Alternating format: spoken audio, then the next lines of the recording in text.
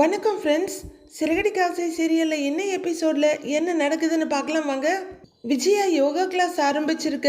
அவங்களுக்கு இந்த தடவை பிரச்சனை வேற மாதிரி வரப்போகுது. 6 ஸ்டூடெண்ட்ஸ் ஏற்கனவே வந்திருக்க. 7ஆவதா வந்த ஸ்டூடெண்ட் சிவன் விஜயாவுக்கு கண்டிப்பா 7.5 தான் கொண்டு வர போறாரு. வெளியே பார்வதி கிட்ட பயங்கரமா வழிஞ்சவரு உள்ளர வந்து அவங்க பேர் என்னன்னு விஜயா கிட்ட கேக்குறாரு. விஜயா பார்வதியை அழுத்தமா ஒரு பார்வை பார்த்துட்டு அவங்க பேர் பார்வதி அப்படின்னு சொல்ல அவரு ஓ சிவன் பார்வதி அப்படின்னு அவரு சொல்ல சரி நீங்க மூச்சை இழுத்து விடுங்க. எல்லாரும் அப்படின்னு வயிற்றுல ஒரு கையும் நெஞ்சில ஒரு கையும் வச்சு காமிக்கிறாங்க. ஆனா மிஸ்டர் சிவன் பார்வதிய முழுங்குற மாதிரி பார்த்துட்டு இருக்காரு. பார்வதிக்கு ரொம்பவே அன்னீசியா இருக்கு. அப்போ திடீர்னு வாசல்ல யாரோ வர்றாங்கன்றத பார்த்துட்டு வெளியே எட்டி பார்க்குற பார்வதி அடட வாங்க சிந்தாமணி, என்ன விஜயா யோகா கிளாஸ் ஆரம்பிச்சதுக்கு வாழ்த்து வந்தீங்களா அப்படின்னு கேட்டுக்கிட்டே பார்வதி வந்து நிக்கிறாங்க.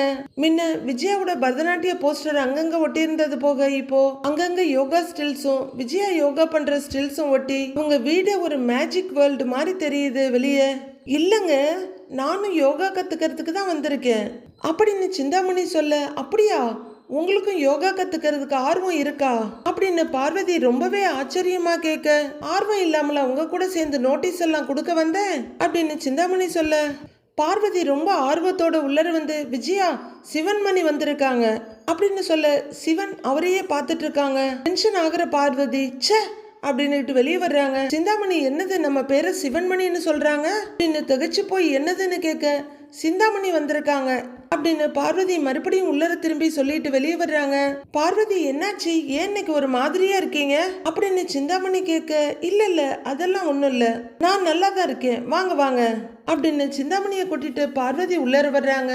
நீங்க எல்லாரும் நான் சொன்ன மாதிரி பண்ணிட்டுருங்க அப்படின்னு எழுந்திருக்கிற விஜயா வாங்க சிந்தாமணி என்ன திடீர்னு கேக்குறாங்க. நானும் யோகா கத்துக்கணும் மாஸ்டர் அப்படின்னு அவங்க சொல்ல விஜயா அவங்க தலையில இருந்து கால்வரலும் ஒரு பார்வை பார்த்துட்டு யோகாவான்னு கேக்குறாங்க. நீங்களா அப்படின்னு ஆச்சரியமா கேக்குறாங்க. டான்ஸ் கிளாஸ்ல இருந்து தான் என்ன நிறுத்திட்டீங்க. இப்பெல்லாம் நான் மீனா வம்புக்கே போறது இல்லைங்க மாஸ்டர். நான் உண்டு என் வேலை உண்டுன்னு இருக்கேன். அவ தான் ஏன் தொழிலை கெடுத்துக்கிட்டு இருக்கிறா. சரி அதை விடுங்க, நீங்க எனக்கு யோகா கத்து கொடுங்க மாஸ்டர் அப்படின்னு சிந்தாமணி சொல்ல விஜயா பெருமையா ஒரு சிரிப்பு சிரிச்சுட்டு ஏன் கூட சேர்ந்து நோட்டீஸ் எல்லாம் கொடுத்து எனக்கு ரொம்ப ஹெல்ப் பண்ணியிருக்கீங்க. பழச விடுங்க, நான் உங்களுக்கு யோகா கத்து தர்றேன். இன்னும் 3 மாசத்துல நீங்க எப்படி மாற போறீங்கன்னு பாருங்க அப்படின்னு விஜயா சொல்ல நீங்க சொல்லி கொடுத்தா கண்டிப்பா மாற்றம் வரும் மாஸ்டர் அப்படின்னு சிந்தாமணி சொல்ல பரவாயில்ல நான் எந்த கிளாஸ் ஆரம்பிச்சாலும் நீங்க வந்து சேர்ந்துடுறீங்க அப்படின்னு விஜயா சொல்ல ரொம்ப அழகா சிரிக்கிற சிந்தாமணி நான் உனக்காக சேர வந்தேன்னு நினைச்சியா? அந்த மீனாவை உன்னை வச்சியே அந்த வீட்டை விட்டு துரத்தணும். டான்ஸ் கிளாஸ் வந்தப்பதான் அது முடியல. இப்ப இந்த யோகா கிளாஸ் முடியறதுக்குள்ள நான் அவளை துரத்தி காட்டுறேன் அப்படின்னு மனசுக்குள்ள சபதம் எடுத்துக்கிட்டு நிக்க விஜயா சிந்தாமணியவே பார்த்துட்டு என்ன எதுவும் பேசாம இருக்கீங்க கிளாஸ் ஆரம்பிக்கலாமான்னு கேக்குறாங்க. ஆரம்பிக்கலாங்க மாஸ்டர் அப்படின்னு ரொம்பவே பவ்யமா ஒரு தட்டை நீட்டுறாங்க சிந்தாமணி. இந்தா பார்வதி அப்படின்னு அந்த தம்பாளத்தை வாங்கி கொடுத்துட்டு மேட்டு அப்படிங்கிறாங்க. அப்படிங்கிறாங்க சிந்தாமணி. இந்தா இதுதான் அப்படின்னு அடுத்தவங்க உட்கார்ந்துருக்க மேட்டை விஜயா காமிக்க எனக்கு தெரியாது இல்லைங்க மாஸ்டர், நான் புதுசு, அதனால நாளைக்கு கண்டிப்பா வாங்கிட்டு வந்துடுறேன் அப்படின்னு சிந்தாமணி சொல்ல சரி இப்போ உட்காருங்க அப்படின்னு விஜயா உட்கார சிந்தாமணி ஆப்போசிட்ல வெறும் தரையில உட்காடுறாங்க. முதல்ல மூச்சு சமநிலைப்படுத்தணும் இப்படியே ஆள்காட்டி விரல வச்சு அப்படின்னு அவங்க சொல்லி கொடுத்துட்டு இருக்காங்க. சிந்தாமணிக்கு அந்த பேசிக் பிராணாயாமா சொல்லி கொடுத்துட்டு இருக்க மற்றவங்க எல்லாம் நெஞ்சில ஒரு கையும் வயிற்றுல ஒரு கையுமா உட்கார்ந்து இருக்காங்க. இதை சொல்லி கொடுத்து முடிக்கிற விஜயா இப்ப நம்ம அடுத்த பயிற்சிக்கு போவோம். நாடி சோதனா. எல்லாரும் வலது பக்க கட்ட விரல வலது பக்கம் மூக்க மூடிக்கிட்டு இடது மூக்கால மூச்சை நல்லா இழுங்க அப்படின்னு விஜயா சொல்ல மற்றவங்க எல்லாம் ஒழுங்கா பயிற்சியை செஞ்சிட்டு இருக்க மிஸ்டர் சிவன் மட்டும் பார்வதியை பார்த்து ஈன்னு சிரிச்சுட்டே இருக்காரு. பார்வதிக்கு அங்க இருந்து தப்பிச்சு வேற போக முடியாது, என்ன அவங்க தான் வீடியோ எடுக்கணும். அவங்க வீடியோ எடுக்க ஆரம்பிக்க விஜயா சொல்லி கொடுத்துட்டு அப்புறம் இடது பக்க நாசிய வலது கை ஆள்காட்டி விரலால இல்ல மோதிர விரலால அவங்க சொல்லி கொடுத்துட்டு இருக்காங்க. சீதா முத்து மேல பழிய போட்டு ரொம்ப கேவலமா பேசினதுனால கோவமான மீனா அவங்கள அரைஞ்சதோட ரொம்பவே அப்செட்டா வீட்டுல வந்து படுத்திருக்காங்க. அப்போ முத்து மீனான்னு கூப்பிட்டுட்டு உள்ளர வர்றாரு. மீனா கிட்ட இருந்து எந்த ரியாக்ஷனும் இல்லாம அவங்க தூங்கிக்கிட்டே இருக்க பக்கத்துல வர்ற முத்து பார்த்துட்டு என்ன இந்நேரத்துல தூங்கிட்டு இருக்கா மீ அப்படின்னு ஆரம்பிக்கிறவர் அப்படியே நிறுத்திக்கிட்டாரு. வேணாம் டயர்ட்ல தூங்கி இருப்பா, தூங்கட்டும் அப்படின்றவரு கிச்சனுக்கு வந்து திறந்து பார்க்குறாரு. எதுவும் சமைக்கல போல. என்னன்னு தெரியலையே. சரி இருக்கட்டும் அப்படின்னு இந்த பக்கம் வரலான்னு பார்க்குறப்ப ஒரு மொபைல் ரிங் ஆக கிச்சன்ல இருந்து அந்த பக்கம் பால்கனிக்கு போயிடுறாரு. அப்போ விஜயா யோகா கிளாஸ் முடிச்சுட்டு வீட்டுக்குள்ள வர்றாங்க. வீட்டுக்குள்ள நுழைஞ்சதுமே மீனா அங்க படுத்திருக்கத அவங்க கண்ணுல படுது. டென்ஷன் ஆகுறவங்க பேக வச்சுட்டு இவ என்ன பகல்லையே படுத்து தூங்கிட்டு இருக்கிறா, வர வர இவ ஆட்டம் ஓவரா போச்சு, வர்றேன் அப்படின்னு சொல்லிக்கிட்டே கிச்சன் பக்கம் போறாங்க. அங்க போய் கலர் கலரா இருக்கிற ஹாட் பாக்ஸ் எல்லாத்தையும் திறந்து பாக்குறாங்க. இன்னும் டென்ஷன் ஆகுது. இன்னைக்கு இவ சமைக்கவே இல்லையா, ரொம்ப திமிராய் போச்சு இவளுக்கு. மகாராணி மாதிரி படுத்து தூங்கிட்டு இருக்கிறா. இவளை இப்படியே விட்டா இவ இஷ்டத்துக்கு தான் ஆடுவா. என்ன பண்றேன் பாரு அப்படின்னு ஆத்திரத்தோட மறுபடியும் ஹாலுக்கு வந்து பார்க்க மீனா தூங்கிட்டு இருக்கு. சமைக்காம எப்படி தூங்கிட்டு இருக்கா இரு அப்படிங்கிறவங்க டைனிங் டேபிளுக்கு போறாங்க. அங்க இருக்க ஜக் எடுக்க அதுல ஆல்ரெடி தண்ணி இருக்கு. எடுத்துக்கிட்டு வேகமா வர்றவங்க மீனா கிட்ட வர அதுக்குள்ள முத்து வந்துட்டு இருக்காரு. வேகமா வந்த விஜயா ஜக்ல இருக்க தண்ணி அப்படியே சலார்னு தூங்கிட்டு இருக்க மீனாவோட முகத்துல அடிக்க அவங்க பதறி அடிச்சு எழுந்திருக்கிறாங்க. கரெக்டா வர்ற முத்து அதை பார்த்துடுறாரு. மீனாவுக்கு உடம்பெல்லாம் நடுங்குது. ஒன்னும் புரியல. அத்தை என்னாச்சு அத்தைன்னு எழுந்து உட்காந்து கேக்குறாங்க. ஏண்டி உனக்கு கொழுப்பாயிடுச்சா, நல்லா சொகுசா படுத்து தூங்கிட்டு இருக்கிற அப்படின்னு கத்திட்டு இருக்க. அதிர்ச்சியில இருந்து விடுபடுற முத்து அவங்க அம்மா கிட்ட வந்து கையில இருக்க ஜக்க புடுங்கி அவங்கள அடிக்க ஓங்குறாரு. விஜயா ஆன்னு ரொம்ப பயந்து போய் பார்க்க அவர் அதை தரையில பட்டார்னு அடிச்சிடுறாரு. கீழே கார்பெட்ல அடிச்சு வெறுந்தரையில சலசலன்னு உருண்டு ஓடுது. என்னடா அது, என்ன சத்தம் அப்படின்னு அண்ணாமலை ஓடி வர அப்பதான் ரவியும் ஸ்ருதியும் வீட்டுக்குள்ள நுழையிறாங்க. இந்த பக்கத்துல இருந்து ரோஹிணியும் மனோஜும் வெளியே வர்றாங்க. உடனே விஜயா பயத்துல இருந்து சுதாரிச்சுக்கிட்டு, ஏங்க இவன் என்னை ஜக்கால அடிக்க வர்றாங்க, விட்டா என் தலையிலேயே அடிச்சிருப்பான் அப்படின்னு விஜயா கூசாம சொல்ல, அப்படி செய்யற பையன் இல்லையே அவன் அப்படின்னு அண்ணாமலை சொல்ல, ஏங்க நான் தான் சொல்றேன் இல்லைங்க, அங்க பாருங்க அந்த ஜக்கால தான் என்னை அடிக்க வந்தான் அப்படின்னு விஜயா சொல்ல, முத்து ரொம்பவே கோவத்தை கண்ட்ரோல் பண்ணிட்டு வருத்தத்தோட நிக்கிறாரு. மீனாவும் தகச்சு போய் நிக்கிறாங்க. இல்லங்க அவன் அப்படின்னு விஜயா ஆரம்பிக்க, அப்பா அவன் செஞ்சிருந்தாலும் செஞ்சிருப்பான்ப்பா, இவன் தான் யார வேணாலும் கைய நீட்டுவானே, கோவம் வந்தா என்ன வேணா செய்வான், யாரை என்ன ஏதுன்னு எல்லாம் பார்க்க மாட்டான், சின்ன வயசுல இருந்தே இதானேப்பா அவனுக்கு வேலை அப்படின்னு மனோஜ் பொறிஞ்சு தள்ள முத்து மெதுவா அப்படியே தலையை சாச்சு பாக்குறாரு. நான் தான் என்ன நடந்ததுன்னு கேட்டுட்டு இருக்கேன்ல, அப்புறம் நீ பாட்டுக்கு பேசுற அப்படின்னு அண்ணாமலை கத்துறாரு. அப்பா முத்து அம்மா மேலெல்லாம் தூக்கி அடிச்சிருக்க மாட்டான்ப்பா, வேற என்னமோ நடந்திருக்கு அப்படின்னு எப்பவுமே நியாயமா பேசுற நியாயத்தராசு ரவி சொல்ல, மீனா என்ன ஆச்சு, உங்க முகமெல்லாம் தண்ணியா இருக்கு அப்படின்னு ஸ்ருதி கேட்க மீனா முகத்துல இருக்க தண்ணியை தொடச்சிக்கிறாங்க. அப்பா மீனாவை பாத்தியாப்பா எப்படி நிக்கிறான்னு, இவங்க என்ன வேலை பண்ணாங்கன்னு தெரியுமாப்பா அப்படின்னு முத்து சொல்ல, ஏங்க இவ என்ன வேலை பார்த்திருக்கா தெரியுமா, பசின்னு வந்து பாக்குறேன் கிச்சன்ல எதுவுமே இல்லைங்க, சாப்பாடு செய்யவே இல்லை, நடு ஹால்ல படுத்து நல்லா தூங்கிட்டு இருக்கிறா அப்படின்னு விஜயா கத்த. ஹால்ல தூங்காம எங்க தூங்குவாங்க, அவங்களுக்கு தான் ரூம் இல்லைல்ல அப்படின்னு ஸ்ருதியும் பதிலுக்கு கத்தி விடுறாங்க. விஜயா நீ தான் ஏதோ பண்ணி இருக்க அப்படின்னு அண்ணாமலை சொல்ல, விஜயா ஐயோ அப்படின்னு பாக்குறாங்க. என்னம்மா ஆச்சுன்னு மீனா கிட்ட கேட்க, என்ன மன்னிச்சிருங்க மாமா நான் சமைக்கல, இதோ கொஞ்ச நேரத்துல பண்ணிடுவேங்கிறாங்க மீனா.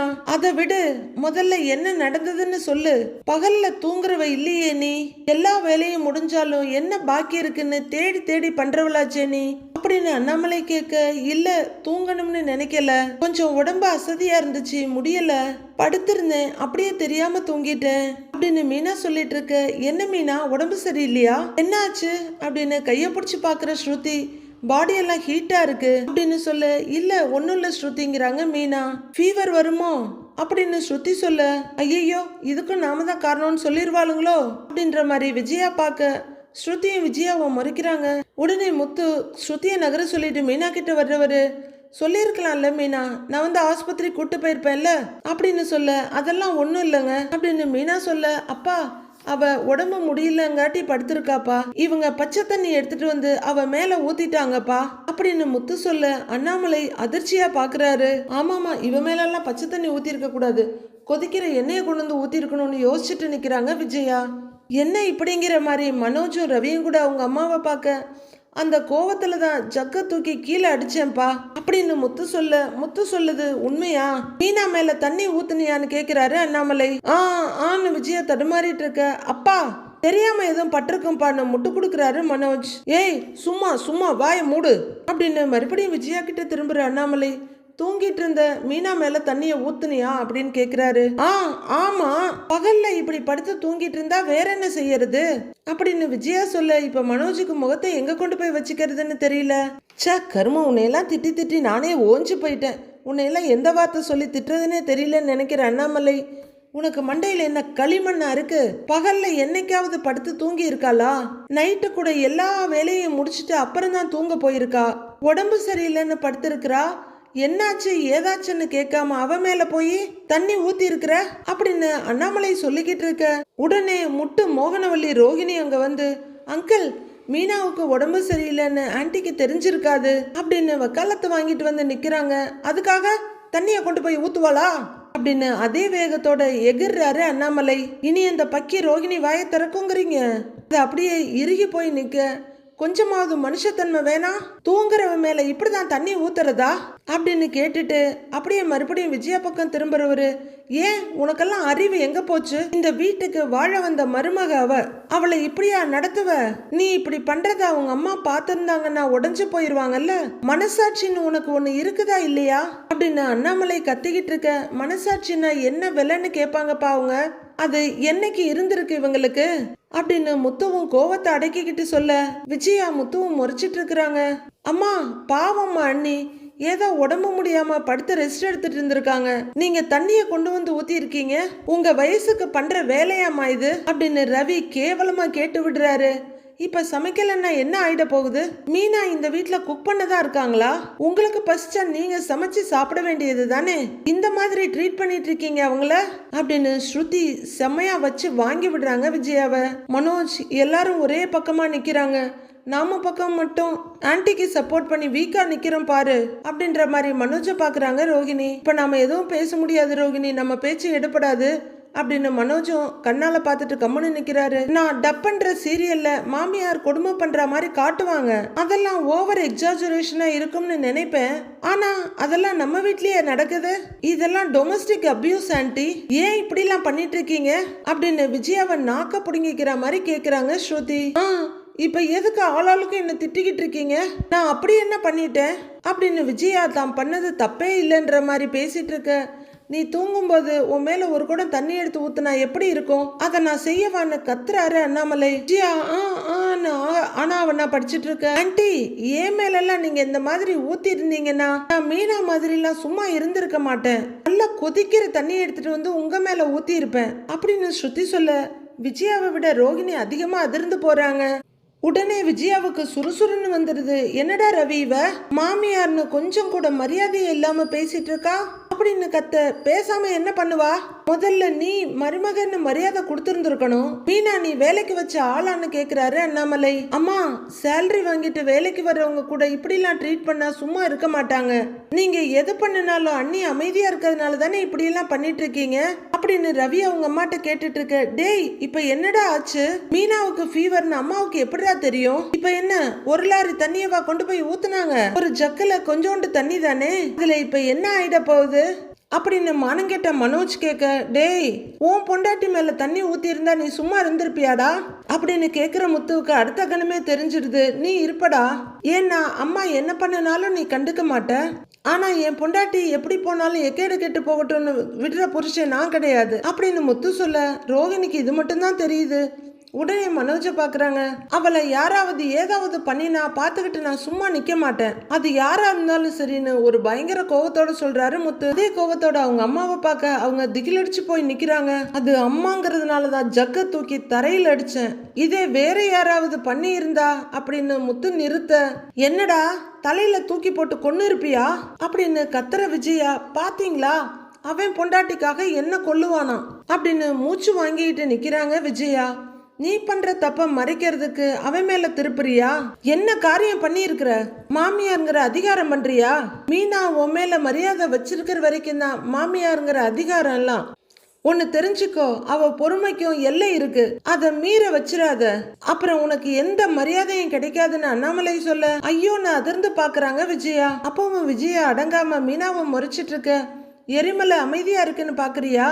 அது வெடிக்க ஆரம்பிச்சா நீ தாங்க மாட்ட. பொறுமையா இருக்கிறான்னு சீண்டி சீண்டி பாக்குறியா?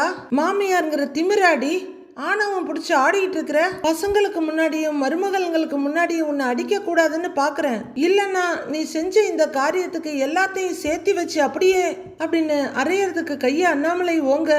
அப்பாப்பா அப்பாப்பா விடுப்பா, வாப்பா வா இப்படி உட்காரு அப்படின்னு அப்பாவை கைப்பிடியா புடிச்சிட்டு வந்து உட்கார வைக்கிறாரு முத்து. விஜயா பயங்கர அதிர்ச்சியும் பயமுமா பார்த்துட்டு நிக்கிறாங்க.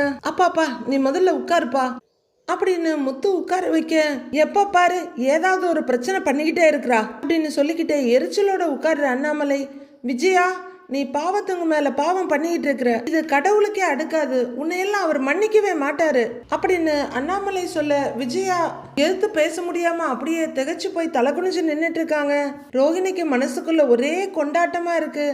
என்ன தினமும் திட்டிக்கிட்டே இருக்கீங்கல்ல, இன்னைக்கு நல்லா வாங்கி கட்டிக்கோங்க அப்படின்னு மனசுல இருக்க சந்தோஷம் உதட்டுலயும் கொஞ்சம் வர அப்படியே லைட்டா தலையை திருப்பிக்கிறாங்க ரோஹிணி. இவெல்லாம் திருந்தவே மாட்டாமா, இவ்வளவு தூரம் இவளை நான் போக விட்டேன், அவளுக்காக உங்ககிட்ட நான் மன்னிப்பு கேட்டுக்கிறேம்மா அப்படின்னு அண்ணாமலை கையெடுத்து கும்பிட, ஐயோ மாமா என்ன மாமா நீங்க அப்படின்னு அவரு கைய பிடிச்சிக்கிறாங்க மீனா. என்னை வேற என்னமா பண்ண சொல்ற அப்படின்னு அவரு சொல்ல, தயவு செஞ்சு இப்படி எல்லாம் சொல்லாதீங்க மாமா, என் அப்பாவோட இடத்துலதான் உங்களை நான் வச்சு பாத்துக்கிட்டு இருக்கேன், நீங்க என்ன கும்பிட்டா அது எனக்கு தான் மாமா பாவம், இனிமே தயவு செஞ்சு என்கிட்ட மன்னிப்பெல்லாம் கேட்காதீங்க மாமா அப்படின்னு மீனா கையெடுத்து கும்பிடுறாங்க. அப்பா மன்னிப்புங்கிற வார்த்தைக்கும் உனக்கும் ரொம்ப தூரம்ப்பா, அதை என்னைக்குமே யார்கிட்டயுமே நீ கேட்க வேண்டிய அவசியமே வராதுப்பா, நீ யார் மனசையும் நோகடிக்க மாட்டப்பா அப்படின்னு முத்து சொல்ல, விஜயா எல்லாரையும் முறைச்சிட்டு நிக்கிறாங்க. மாமா என் மேலேயும் தப்பு இருக்கு, என்னை அறியாமலே நான் தூங்கிட்டேன் மாமா அப்படின்னு மீனா சொல்ல, ஓ மேல என்னமா தப்பு இருக்கு, எல்லாத்தையும் பண்ணிட்டு ஒன்னும் தெரியாத மாதிரி நிக்கிறா பாரு அப்படின்னு கத்துற அண்ணாமலை, இந்த பொண்ணுகிட்ட மன்னிப்பு கேட்கணும்னு உனக்கு தோணலல்ல அப்படின்னு கேட்க, இவகிட்டயா நானா மன்னிப்பா அப்படிங்கிற மாதிரி விஜயா முகத்தை திருப்பிக்கிறாங்க. மாமா அதெல்லாம் ஒன்றும் வேண்டாம் மாமா, நான் அரிசியை அப்பவே ஊற வச்சுட்டேன், கொஞ்ச நேரம் உட்கார்ந்தேன் அப்படியே தூங்கிட்டேன், இதோ சமைச்சிடுறேன் மாமா அப்படின்னு சேலம் முந்தானைய சொருக போக, ஏ இரு நீ எதுக்கு சமைக்கணும், ஏன் இந்த வீட்டுல வேற ஆளே கிடையாதா அப்படின்னு முத்து தடுத்து நிறுத்த, அதானே வீட்டுல இத்தனை பேர் இருக்கீங்க ஒரு ஆளுக்கும் சமைக்க தெரியாதா அப்படின்னு அண்ணாமலை கேட்க, ரோஹிணி அப்படியே ஒன்னும் தெரியாத மாதிரி நிக்கிறாங்க. விஜயா அடிப்பட்ட செங்குரங்கு மாதிரி நிக்க, அங்கிள் எனக்கு தெரிஞ்சா நானே செஞ்சிடுவேன், ஆனா நான் சமைச்சா யாருமே சாப்பிட முடியாது, அதனாலதான் நானே ஒரு செஃப்ப கல்யாணம் பண்ணினேன் அப்படின்னு ஸ்ருதி சொல்ல, அண்ணாமலையோட பார்வை ரோஹிணி கிட்ட போகுது. மீனாவுக்கு ஃபீவர்னு தெரியாது அங்கிள், சொல்லியிருந்தா நானே சமைச்சிருப்பேன் அப்படின்னு ரோஹிணி சொல்ல, முத்துவுக்கு பயங்கரமா கோவம் வந்துருது. ஏன் மீனாவுக்கு உடம்பு சரியில்லைன்னா தான் வேற யாராலையாவது சமைக்க முடியுமான்னு அவர் கேட்க, அப்பா ரோஹிணிக்கு அவ்வளவா சமைக்க வராதுங்கிறாரு மனோஜ், நல்லா சாப்பிட மட்டும் வருமாடா, எல்லா தடவையும் மீனா மட்டும்தான் சமைக்கணுமா, ஏன் அவ என்ன இந்த வீட்டுல வேலைக்காரியாவா இருக்கா அப்படின்னு முத்து கத்திக்கிட்டு இருக்க, அண்ணாமலை எழுந்து விஜயா பக்கத்துல வர்றாரு. முத்து கேட்ட கேள்விக்கு யாராவது பதில் சொல்ல முடியுதா, மீனாவை சமைக்கிற பொண்ணா மட்டும்தான் எல்லாரும் பாக்குறீங்க அப்படின்னு அண்ணாமலை சொல்ல, அப்பா இன்னைக்கு நானே சமைக்கிறேன்ப்பா, ரெஸ்டாரண்ட்ல அத்தனை பேருக்கு சமைக்கிறேன், வீட்டுல இருக்கவங்களுக்கு என்னால சமைக்க முடியாதான்னு ரவி கேக்குறாரு. நான் பாத்துக்கிறேன்ப்பா அப்படின்னு ரவி சொல்ல, டேய் நீ ஹோட்டல்லையும் நாள் முழுக்க நின்னு சமைச்சிட்டு இங்க வந்து சமைக்கணுமா, அதெல்லாம் ஒண்ணு வேணாண்டா, முன்னெல்லாம் அம்மா தானே சமைச்சுக்கிட்டு இருந்தாங்க, இப்ப அந்த பக்கமே அவங்க போறது கிடையாது, பார்வதி ஆண்டிய கூட்டிக்கிட்டு அங்கங்க போய் வீடியோ எடுக்கிறதுக்கு மட்டும் நேரம் இருக்குல்ல அப்படின்னு முத்து கேக்குறான்ல, பதில் சொல்லுங்கிற மாதிரி அண்ணாமலை பாக்குறாரு. அவங்க தீய முழுங்கின மாதிரி திக்குன்னு நின்னுகிட்டு இருக்க, மீனா இதுக்கு மேல சமைக்க முடியாது, நான் போய் கடையில வாங்கிட்டு வந்துடுறேங்கிறாரு. வேணாங்க ஹோட்டல் சாப்பாடு மாமாவுக்கு ஒத்துக்காது, நான் போய் சமைச்சிடுறேங்கிறாங்க மீனா. மாமா ஒரு நாள் வெளியில சாப்பிட்டா ஒன்னும் ஆகாது, நீ நல்லா படுத்து ஓய்வெடு, மாத்திரையை வாங்கி கொடு, டாக்டர் கிட்ட கூட்டிட்டு போங்கிறாரு முத்து. சரிப்பா அப்படின்னு முத்து கிளம்ப, முத்து நீ அண்ணி கூட இரு, நான் வெளியே போய் சாப்பாடு வாங்கிட்டு வரேன் அப்படிங்கிற ரவி. டேய் வா போயிட்டு வரலாங்கிறாரு மனோஜ் கிட்ட. உடனே ஏதோ 1 லட்சம் ரூபாய் கடன் கேட்ட மாதிரி மனோஜ், டேய் நானா, நான் ஒரு பிசினஸ் மேன்டா, நான் ஹோட்டல்ல நின்று பார்சல் வாங்கிட்டு வர முடியுமா அப்படின்னு கேட்க, ஏன் பிசினஸ் மேனுக்கு பசிக்காதா, போய் வாங்கினா என்னங்கிறாரு ரவி. ஏற்கனவே டென்ஷன்ல இருக்க அண்ணாமலை, கௌரவம் குறைஞ்சிருச்சுன்னா நீ வா நாம போலாங்கிறாரு அண்ணாமலை. அங்கிள் நீங்க இருங்க அங்கிள் அப்படின்னு மனோஜ் கிட்ட திரும்புற ரோஹிணி, அங்கிள் தான் சொல்றாருல நீ ரவி கூட போயிட்டு வா போ அப்படின்னு கண்ணாலேயே கட்டளை போடுறாங்க ரோஹிணி. வாடா அப்படின்னு ரவியோட மனோஜ் போக, எல்லாருமா சேர்ந்துக்கிட்டு என்ன கார்னரா பண்றீங்க வச்சுக்கிறேன் அப்படிங்கிற மாதிரி விஜயா ரூம்குள்ள போக அண்ணாமலையும் போறாரு. மீனா இன்னமும் மரத்து போன மாதிரி நின்றுட்டு இருக்க, போய் ரெஸ்ட் எடு அப்படின்னு அனுப்பி விட்டுட்டு சங்கடமும் வருத்தமா நின்றுட்டு இருக்காரு முத்து. ரூம்குள்ள வந்து விஜயா இடிச்ச புலி மாதிரி பெட்ல உட்கார்ந்துருக்க அண்ணாமலை பின்னாடி வர வெடுக்குன்னு கோவமா எழுந்து அந்த பக்கம் போறாங்க. பால்கனி கதவு கிட்ட வந்து நிக்க அண்ணாமலை அங்க வர உடனே அங்கிருந்து அப்படியே மாடிக்கு படியேறி வந்து அந்த கார்னர்ல நின்னுக்கிறாங்க. அண்ணாமலை அங்கேயும் வர உடனே அங்கிருந்து கிளம்புற விஜயா மொட்டை மாடியில வந்து நிக்கிறாங்க. அண்ணாமலை அங்கேயும் வர மாடியில ஏறி பயங்கரமா மார்ச் பாஸ் பண்றாங்க.